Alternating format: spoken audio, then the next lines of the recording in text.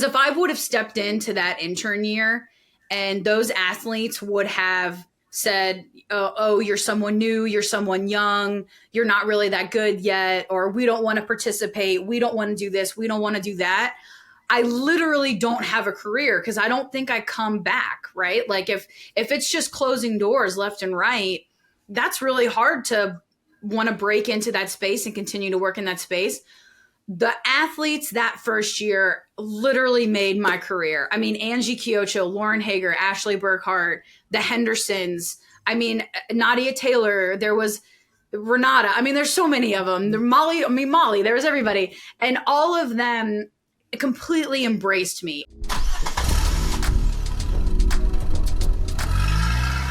Welcome to the Car Ride Home podcast. Jade, I am pretty pumped today too. I say that like I get excited, but this one is a little bit nostalgic for me to chat with you. We will talk about our journey of how you and I first met, but today Jade Hewitt is the current lead photographer for Athletes Unlimited, working with all of their women's sports. She's the founder of Jade Hewitt Media, photographer and videographer for Team USA. For softball, we'll talk about that. Also spent time as a media director, also photographer in the National Pro Fast Pitch League for Scrap Yard and Dallas Charge. Won't forget about that one. Was also a college softball player at Millsaps too. So Jade, welcome to the Car Ride Home podcast. Thank you for having me. This is probably the most full circle moment I'll ever have in my career, is doing this with you in particular. So I'm super pumped to be here. Well, we're going to have a lot of fun talking about your journey and what you're doing for women's sports and for female athletes. But before we do that, we call this the Car Ride Home. So we have to set the stage. So Jade, you're in control on our car ride. What kind of music are we listening to? Oh, we are listening to 2000s pop punk. I'm talking New Found Glory, All American Rejects. That is just what gets me next level. So yeah. Like no one in my friend circle ever wants to ride in the car, like give me the aux, because I'll just put on New Found Glory and everyone's like, okay, let's move on. I kind of like it. You are the first in our car ride to choose that, but I'm down for it. Where are we eating? Chili's was the big thing when I was in travel ball. That was like, Chili's was like in the center of my hometown. So we would go play ball and then we would all go get some triple dippers. And Chili's was the hot spot. What about nowadays after working events? Oh, you go home and you eat a microwavable frozen dinner and just sit quietly and just not do anything. Yeah, it's usually too late to go anywhere. So you normally just go pop in that microwavable meal and just sit in quiet. That is fair with what you do. And then we've all spent in our youth journeys, especially, or in our college careers too. Shoot, you've probably had some memorable rides with Team USA or the pro teams, but when I say your most memorable car ride home, what's the first thing that comes to mind? I think definitely with my dad. My dad was our team, club, all-star, whatever, my whole life. He was our coach / manager. So every car ride I ever had growing up, we would get in the car, and before like the engine is started, my dad is on the phone with the other coaches or parents. And I would just sit there and like hear him talk about all the like behind the scenes type of stuff. And then eventually I'd put my CD player headphones on and just kind of drown it out. But those were really good times with my dad. Like just talking game, I guess, in a great way. Not like, here's all the things you did wrong, but just like bonding. I mean, we spent hours and hours and hours in the car together. So anything with my dad. What kind of, what was your dad like after games? Like depending on your performance, win-loss, like what kind of, I don't want to say what kind of dad was he, but what were the car rides like? Yeah. Did they change? My dad was like the team dad. So I was last on his priority list always. It was always about like the other kids and making sure that like we cleaned the dugout and that everyone had rides home. So like I got into a habit at the ball field where I would call my dad Jimmy, because if I called him dad, he would never turn around. So if I said Jimmy, I could like get his attention. But it was never really about like, here's all the things you did wrong. It was more like, especially when I was younger, okay, you understand the game better than the other 9-year-olds. Let's capitalize on that, especially with soccer and with softball. So it was kind of just like always very encouraging. He was not a dad that was like, you went 0 for 4, we're not getting dinner,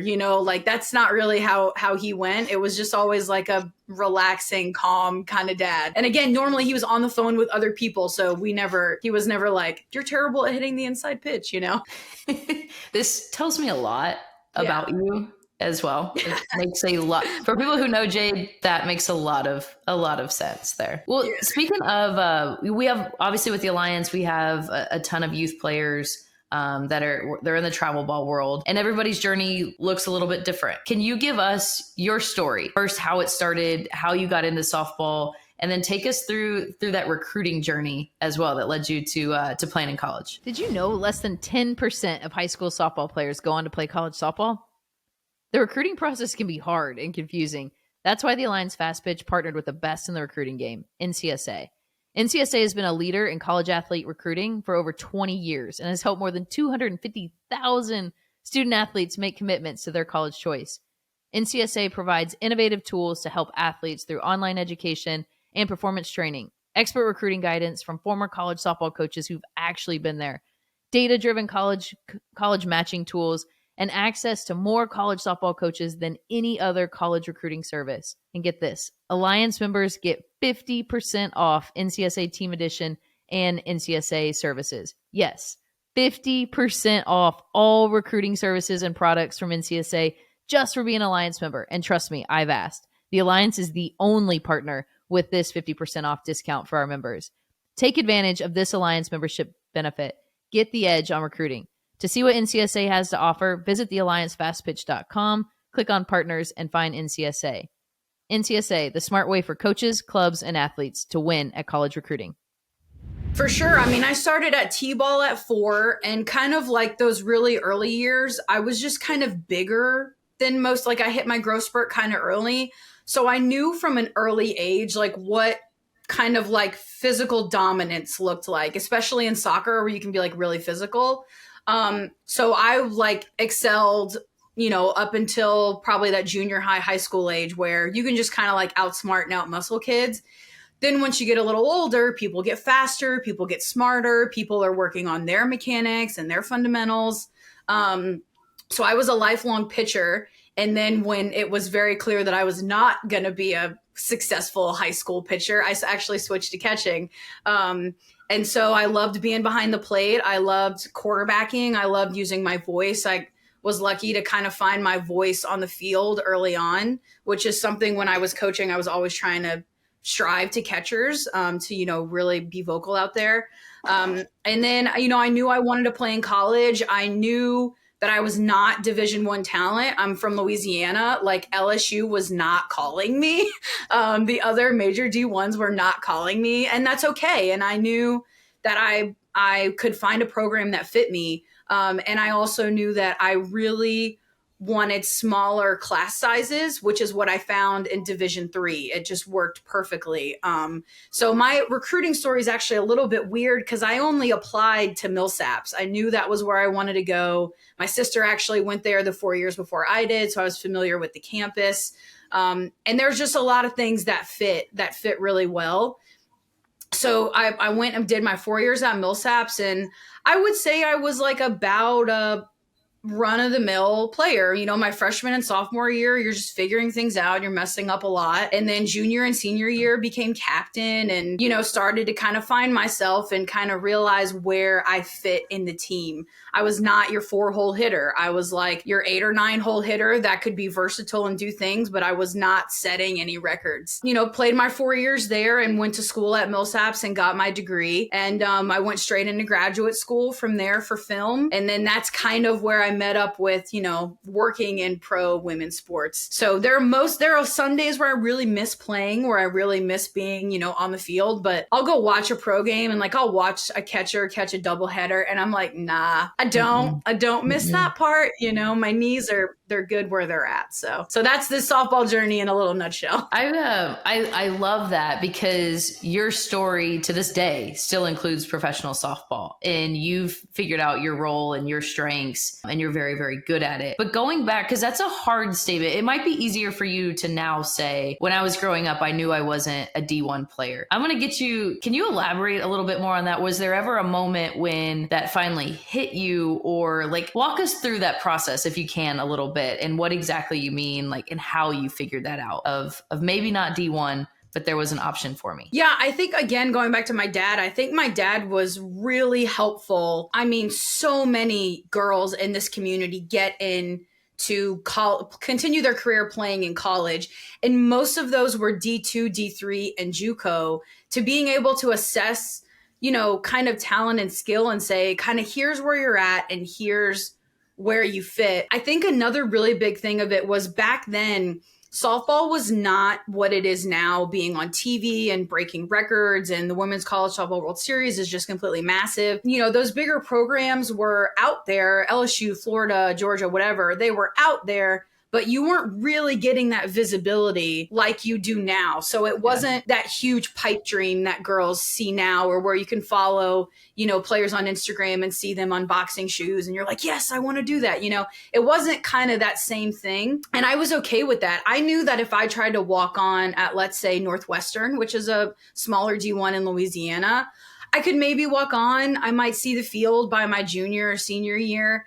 But I wanted to play immediately, and I wanted to make an impact, you know, on a program immediately. And that's where D3 really fit that bill. And Millsaps is an unbelievable college, you know, like I joke around, but like my teammates were like biochem majors and like going into law school and business school. And I was like, I'm going to go paint in my studio. So like, I went to school with really brilliant people and got an unbelievable education. And that was just as important to me. I didn't care about going to LSU. I didn't care about partying. I didn't care about the big sports atmosphere. I didn't care about any of that. So I went and found, with the help of my family and such, I went and found what would fit me.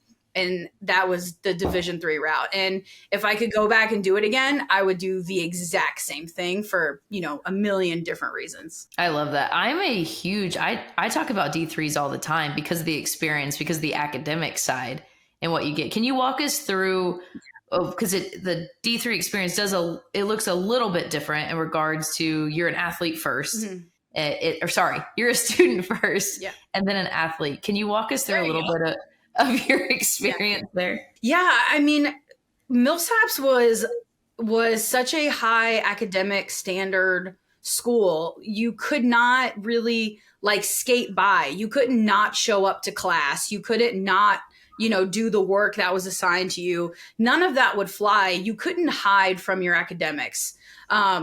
Which in my core classes I hated, because like I didn't want to do geology or all these horrible math classes, but like you have to work through those. And that's not to say anything negative about D1. It's when D3, you know, when your class size of math students is 15 people, you cannot like be invisible in the back of the class. You are going to have to figure it out, and you're going to be challenged. And in the classes that I loved, and in my classes for my major, that is huge. You know, when a professor is like, hey, you know what? I've noticed you've been a little off lately. Like, what's going on?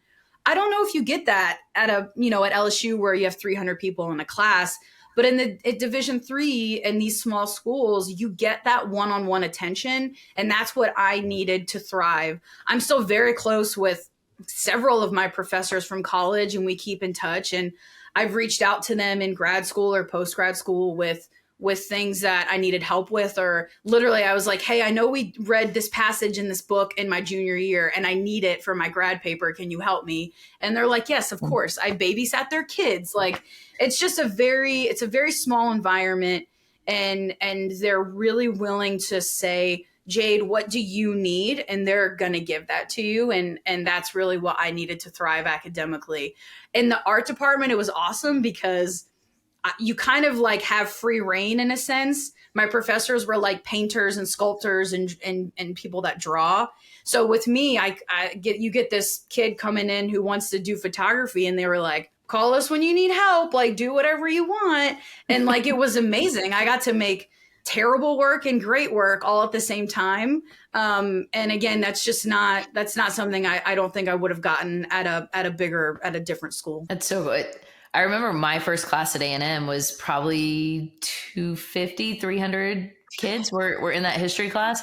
And I graduated high school with 125. So it was already like very different there. So I understand that. Yeah. My experience was reversed. After Hurricane Katrina and we had an influx of students, I was at like the largest high school in Louisiana to then go to Millsaps where, you know, there's like 1,200 kids on campus. It was like a major reversal on just the dynamic of the classroom and the school and things like that. Totally different. We talk a lot with our athletes. We hear it often now, even at a younger age group, of identity. And so often as a young player, even you and I have seen it in the pro league, we become softball players and that's the main identity, and forget about or don't recognize some of the strengths that we had. It sounds like early on you had an identity, you had a passion for photography. Can you talk about when you first figured that part out and how you figured out that part of who you were and what your passions were off the softball field? Yeah, absolutely. I think the first time I ever picked up a camera was my dad's VHS tape, and I was 12 and I ran around the neighborhood. I was friends with a bunch of the boys in the neighborhood and we ran around shooting a VHS film about this kid who lived in a street in a box and whatever. And it was dumb and it was crazy. And that was the first time that I can remember like directing and holding a camera. And I was like, well, this is cool. And then eventually I got one of those kind of little mini handheld Sony handy cams that had like those little mini DV tapes. And I just brought that with me. I was like that kid in every stereotypical high school movie that's like, smile. That was me. So I was just like shooting my friends and shooting church stuff and all that. And then that kind of developed into like, okay, let's get a little bit of a better camera. Let's maybe try some new things. And then eventually the first time I held a DSLR and took a photo, I remember it very clearly. It was actually at the softball field, and it was an upperclassman had a DSLR in college and brought it down on like an optional mandatory day. Like, you know what I'm talking about? Yep. Where it's like, oh, it's optional, but if you don't come, I'm going to notice, that type of day. And we were down and we were on the line in left field, and she let me use it, and I held it and I clicked. And I remember being like, yes, like that feeling of the shutter for the first time, probably like the same time, like when you first hit a home run. I mean, it's like that kind of feeling. And so from that point on, I was like, I just need to take pictures of everything. And they were all terrible photos back then. I mean, so bad. I would use my roommates or my teammates or go use like buildings on campus or trees. I walked around one day taking pictures of trees, which is so bad. But it was just kind of like, let's just take a million photos and eventually you're going to take a good one. And I just eventually, you know, I knew I loved softball and I knew I loved photography. And at this point, I kind of had a business doing videos and recruiting videos. And they just kind of, at the end of my playing career, just kind of beautifully merged and, you know, put me on the path to where I'm at today. And that intern year, which I'm sure we'll talk about, but that intern year was just really just set me off to, you know, my whole career. Well, maybe this is a good transition because I will never forget. I'm helping put together the Dallas Charge, and we had this group of interns that I think there was like 20 interns, and this is like back before Zoom was really a thing, but I couldn't be there. I was in Florida.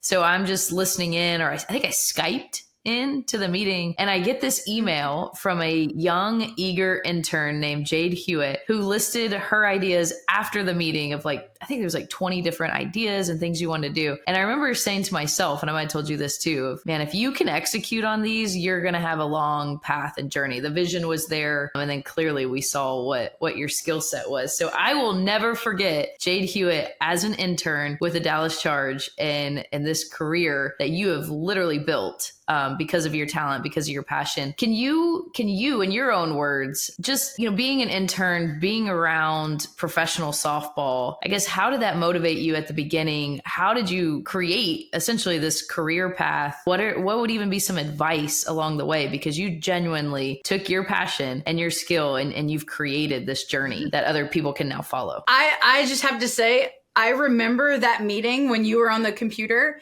because there was 6 of us. There was 3 kind of in the front and then 3 kind of in the back. And I was in the front.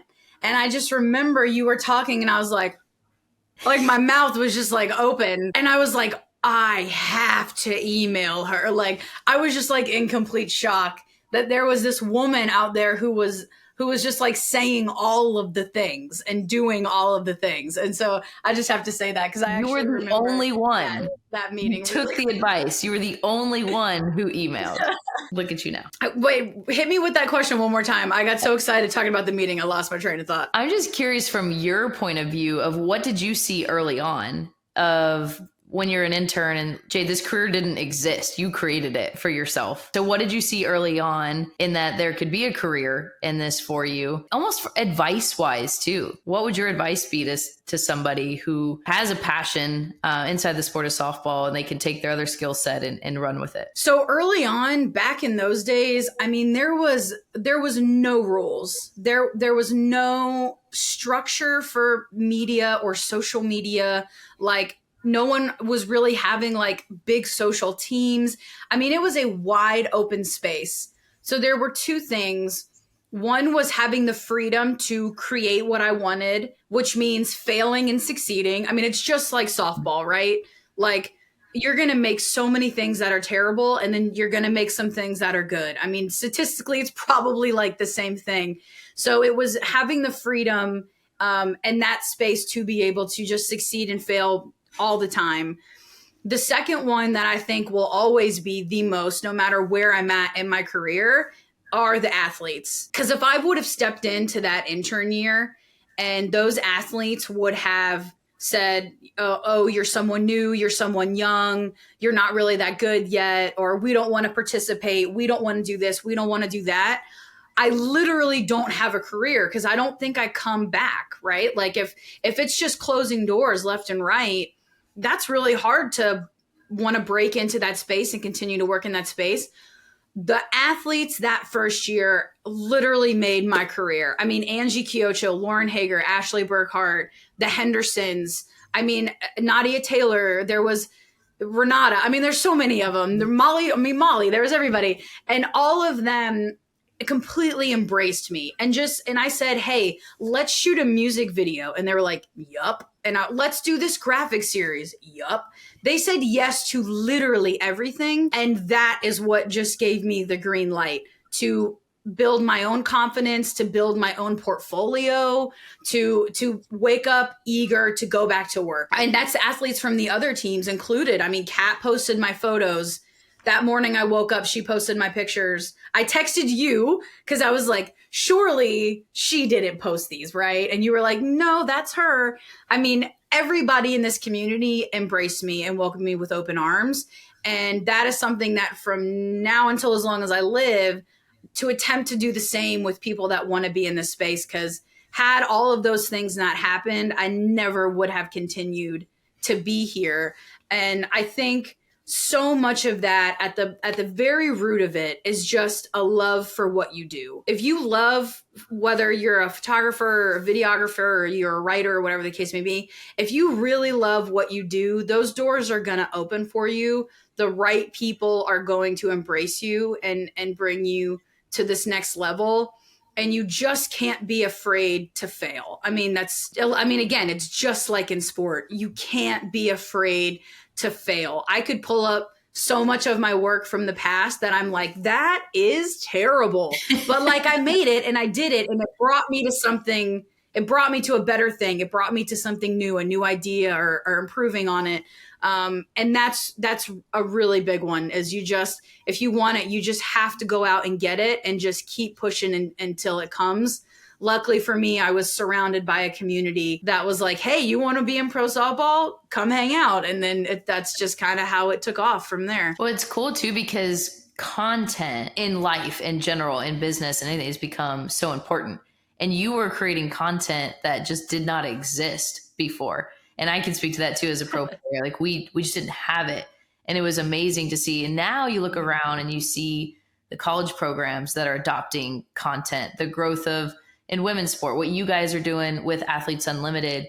And if you're talking to young athletes now, because a lot of them at the youth level, they're using this for recruiting, or now when you get to college and NIL is a big deal. What's your biggest advice to athletes when it comes to taking content, creating content, and posting content? I would say be authentic, 100%. Whether you have like 20 brand deals, no brand deals, whether you're, with a program officially or not, whatever the case may be authentic with what you post, because when you're not, it is such a red flag. It's so easy.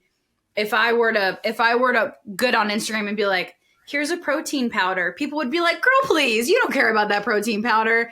But if I was like, oh, hey, here's this cool piece of camera gear, like I light up about it, right? So like whatever it is you're doing, be authentic about it. If you love filming yourself taking BP reps, then do it. If you hate that, like I hated cage work, I would never film myself doing cage work. Also, my swing was kind of horrible. But, but defensive work, I would do all day long. I would film myself taking defensive reps until there's no more sun in the sky. So be authentic. And then when those deals, those brand deals and all that kind of stuff start coming through, go with the ones that you really trust your gut on and that you think work well to your personality.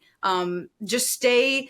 And it's really difficult because to tell a 15-year-old to stay true to who you are, it's like, I'm 34. I'm still figuring out who I am, but just go with your gut. Your gut doesn't lie. And just be authentic as much as possible. What about with, I love watching, because you do post a lot now and kind of the behind the scenes. I love when you post about media day, and media days become not only, it's just fun too. I think, as an athlete, as a girl, to like get all, your hair done, makeup, Yep. But, what do you tell the athletes to have a successful media day? What are you telling your athletes? What's your advice to them? To enjoy it and to have fun and to don't leave anything on the table. So let's say for me, I think it would be super awesome. When I was in college, I was like a little wacko, and I would have loved to have taken a photo, have someone take a photo of me where I'm going,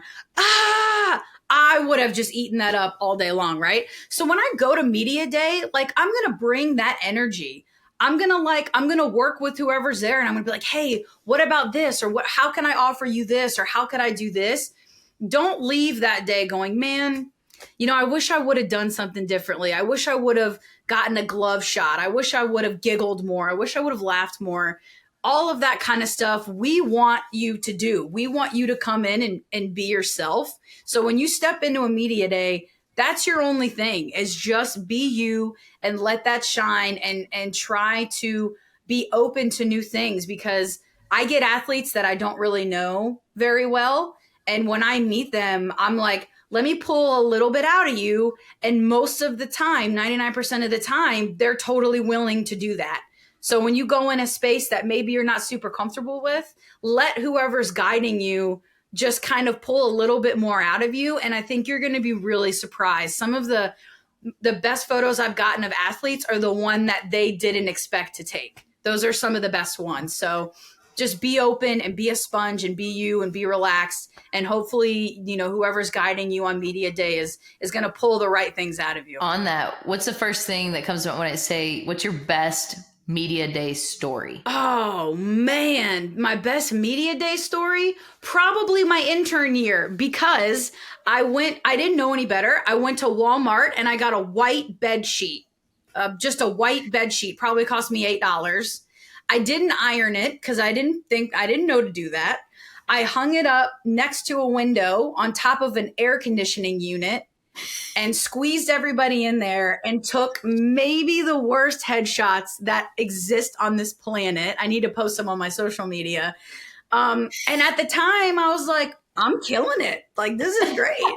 I didn't know any better. Nobody else clearly knew any better. And I just kind of rolled with it. And now I look back on them and I'm like, oh man, we've come a long way. But that Walmart bed sheet on like day 5 of being an intern will forever live in the worst parts of my brain. We definitely need those, and we need to share them, right? Yeah. Like in the middle of this, let them pop up. You've gotten a chance now with Athletes Unlimited to work with different athletes. So with basketball, with volleyball, what's the biggest difference in your opinion of working with the different female athletes? And then I will also ask, what are some of the biggest similarities too? Yeah, so each sport, it's so wild. Each sport has such a unique identity, right? So to me, softball is like summer camp. Like we all get back into Rosemont and it's like you get to see all your buds, all your friends, the girls that feel like family. It's just like a 6-week party of just happiness. You go to volleyball and they are much more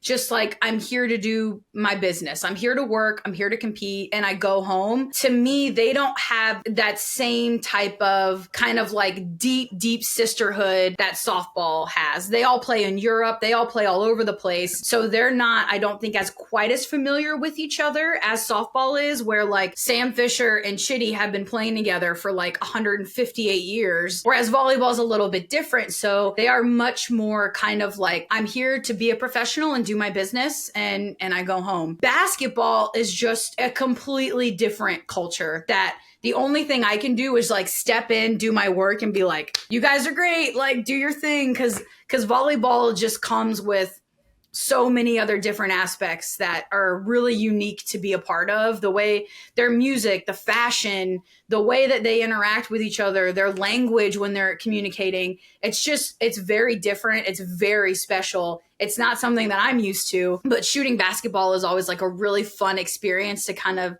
get a view into another sport that you don't really have a lot of experience with. I have yet to go to lacrosse, so I can't speak for lacrosse, but they're all wildly different. The similarity that I think is the through line, especially at Athletes Unlimited, is that they root so hard for each other. I mean, like, of course you have your rivalries and they all want to win because they're all some of the most competitive people on the planet. But at the end of the day, they all root for each other because they know that when they lift one person up, everyone is lifted. And they know that when they retweet someone who hit a grand slam off of them, they're lifting that person. They're lifting women's sports. And that's across the board. Their support for each other is wild. Especially like when you hear them on the field, like Jordan Roberts could hit a home run 309 feet, which blows my mind when I think about it. And like on the way around, half the defense will like high five her and they'll be like, dude, that was crazy. Like, it's just hilarious how they support each other. And it's super, super beautiful to see. And it trickles down into all the other aspects of women's sports. I mean, we try to be like that as content people, lifting up our own coworkers, lifting up people that we admire in other sports. It's super, super amazing to be a part of because women's sports is just a space that's unlike anything else. I think this is a good time to tell you about Pocket Radar and our partnership for Alliance members. Pocket Radar is the official radar technology partner of the Alliance Fast Pitch. Pocket Radar's technology is currently utilized by coaches at the highest levels of softball and by parents and players training in their backyards. They provide software and hardware solutions tailored for player development and recruiting. Pocket Radar's new app platform is a powerful tool for athletes looking to improve their game and have their metrics be seen by coaches across the country. We use Pocket Radar in all of our Stars of Tomorrow combines. And you know what's even better? Alliance coaches and families can get up to $150 off Pocket Radar Smart Coach and Training Bundle on our various buy days that we do with Pocket Radar. And every Alliance coach is eligible for that annual discount throughout the year. Learn more about our partnership with Pocket Radar and how you can receive an Alliance member discount by visiting our website, thealliancefastpitch.com, and clicking on Pocket Radar under the Partners tab. I completely agree with you. And it's been really fun as a fan and somebody passionate about women's sports to watch it grow too. I loved it. I did some research on your bio and you put in there works exclusively with women's sports. And Jade, you and I both have been at the times when it wasn't so great. And we're still not to where we want to be yet, but it is obviously grown. You've gotten to experience all kinds of different things from international, national teams to professional. What have you learned the most in working with women's sports? And then what are you most excited about of where we're at right now? What have I learned the most? I think, well, I guess this one's kind of like what's relevant to me right now is that we are putting in so much work now and we're trying to improve so much. There are so many women out there who came before us that we don't know about or that you just don't see. I mean, you put in how many years in the NPF, right? And like now our athletes are on Topps cards, but like what about everybody else who played for years and years and years who doesn't have that? And it's humbling to think about all of the women that put in so much work that are not on ESPN and not getting the recognition now, but that are literally the reason why we're here. I mean, I've thought about that so many times just when it comes to Topps cards, where I'm like, Angie Kiocho was not on a Topps card. She should have a monument built to her, but like she didn't get to be a part of that. But she laid the foundation. You laid the foundation. The Sports Bra up in Portland just released a series of patches that are like some of the most iconic women in sports. And half of them, like, you might not know their name. And there's so many women out there who have done so much for women's sports that we have to be thankful for. So I think that like halfway answers your question, but it's like been on my mind recently as I've been just like on the internet and stuff about there's just a lot of people. I mean, even in my own world, there's a woman named Dina Quitt who was a photographer up in Chicago who photographed the NPF for like 10 or 15 years. And like, I get to benefit from the work that she did because she was doing that work. Like Instagram wasn't a thing. If you were going to see one of her photos, it was like in the newspaper maybe or something. And now she put in that work for so long and she enabled me and encouraged me. And now I get to be out here thriving and hopefully encourage the next person. And that kind of ladder system is just all up and down women's sports, any way you spin it. And it's really cool. It's really special. And what was the next one that you asked? Sorry, clearly my train of thought is like, I get so just fired up. Well, I also asked you two really big questions at the same time. So with that, what are you most excited about for the future based on what you're seeing right now and how far we've come? What are you most excited about in working in women's sports? I'm excited for the day when the stands are completely packed and it's not news, where like we get on a Monday morning call and we're not talking about ticket sales because it's just how it is. It's what's expected. When that day comes for not just for softball, but kind of for all sports, women's sports is going to settle into such a groove, to such such a big place. Things that we can't imagine now are gonna start happening. Who would have thought that Nebraska was gonna sell out a football stadium? I mean, when they announced that, you're just like, what are we thinking, volleyball? And it sells out in like 15 minutes. And you're just like, soon enough, all of these milestone things are not going to be news anymore, and that's what we're striving for. That's what we want for that day when I don't have to be a women's sports photographer. I'm a sports photographer who shoots women, and that day's coming, and everyone's putting in a lot of work for that day. But I think that's what I'm most excited to see when people say like, oh, when did you start working in women's sports or whatever? I consider my time in women's sports like trench work. Like it is not glamorous sometimes. And I think eventually one day, they're not going to think that way. They're just going to be like, yes, I work in women's sports and it's amazing, which is like where we're at, where we're trying to be. Trench work. I'm going to use that because I too think been down there in the trenches with you. But I remember being when I was graduating college and I had no idea what I wanted to do. But I remember telling Coach Evans, my college coach, I want to work in women's sports. That didn't even exist. Like the fact, this is 2008, but the fact that, you couldn't really like Google jobs of women's sports. And now both of us, right? Like I get to make a living working inside girls and women in sports. What's your advice for somebody out there, maybe hopefully a softball player that's listening and she's found a skill set on the photography or videography side? What's your advice to her if she's passionate about a career of working just in sports in general and specifically women's? The number one thing I could say is find a team. I don't care what team. It could be a 10U softball team or it could be LSU. Find a team and stick with them like glue. say, I'm going to commit to this team for a season. I'm going to photograph as many games as I can. I'm going to be out at practice. I'm going to invent a media day for this team that's never had a media day. It doesn't matter what the case may be. Find a team and stick with them, and that is going to build your portfolio. And you know what? Like when I was an intern in Dallas, like that was completely free. I was an intern. I was an unpaid intern, but that work and that summer allowed me to build a portfolio by just showing up, by being at every practice, every game. Make yourself to where the team can't be without you, and make yourself to where you are like part of that essential travel party, right? Like, oh, we need a trainer, and we need our GMs, our assistant GMs, our coaches, our staff, and we need a photographer. Boom. That's gonna do so much for you. And again, that could be a 14U travel team, or it could be your local junior college team or your local D2 team or whatever. But find somewhere and stick to them, and that's gonna open so many doors for you on so many different levels.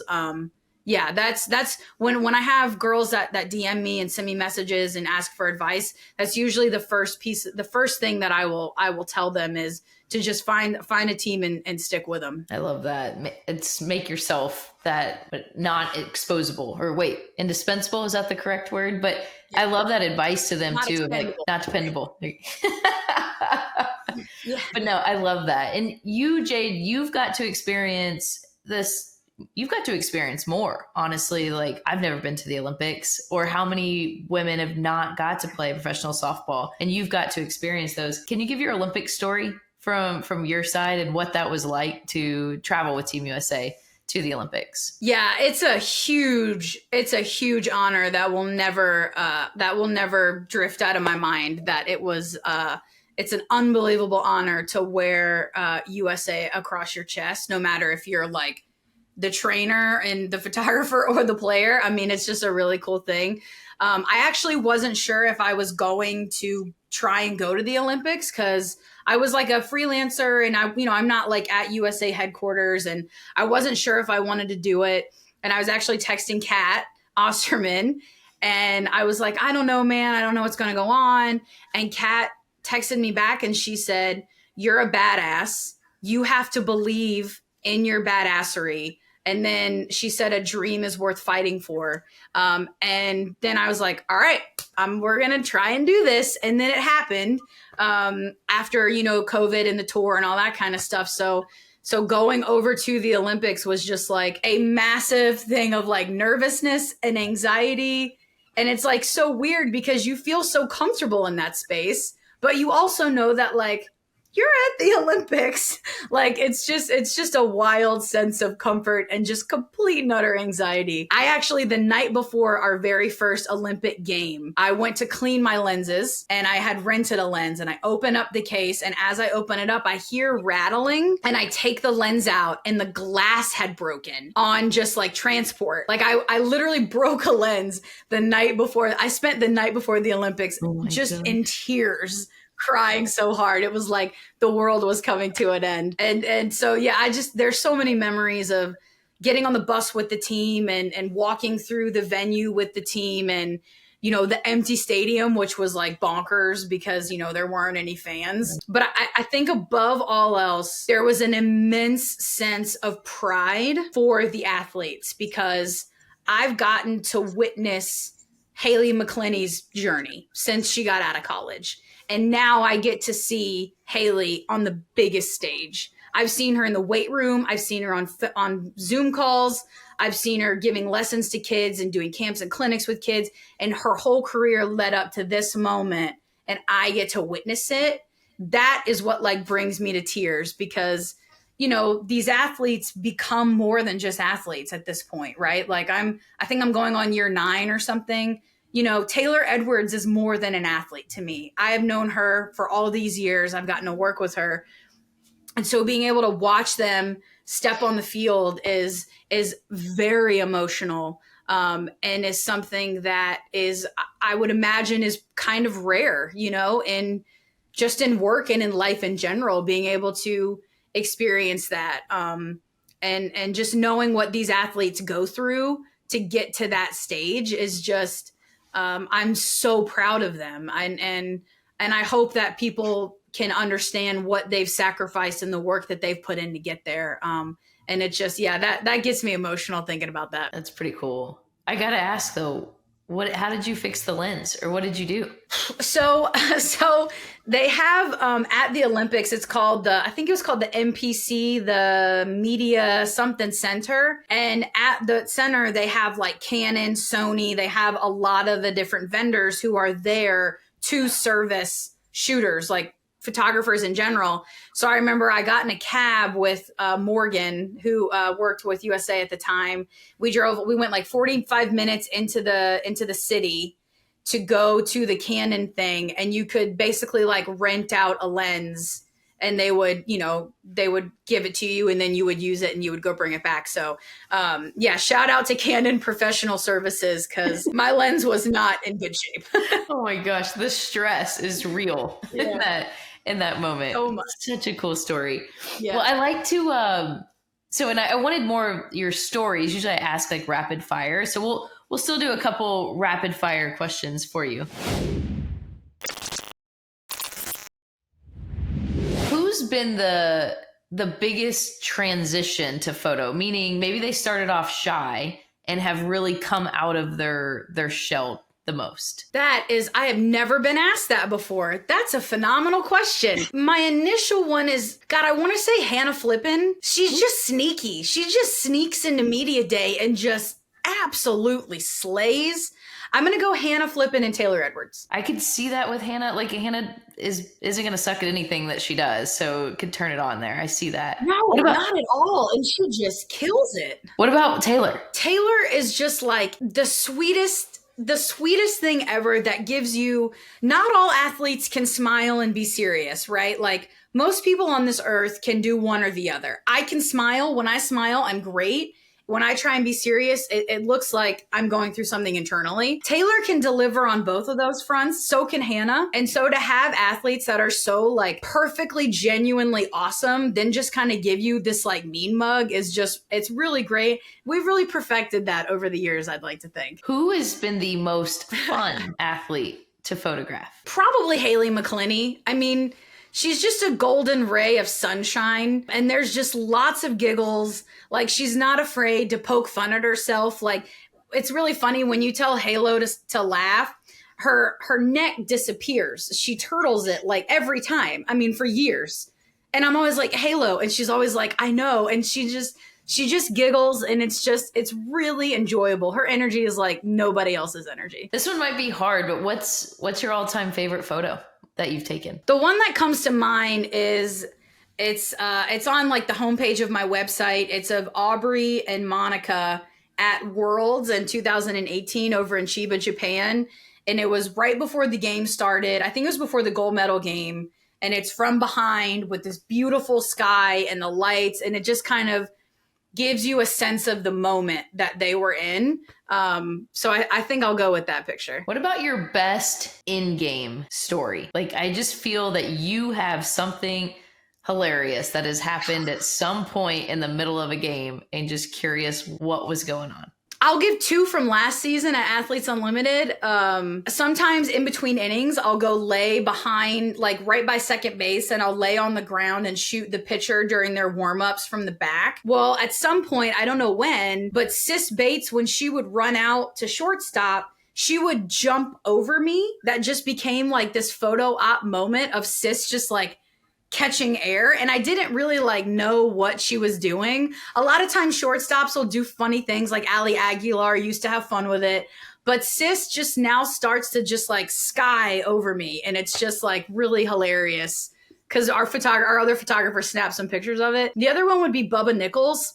Bubba Nichols is like such a weirdo in the best way.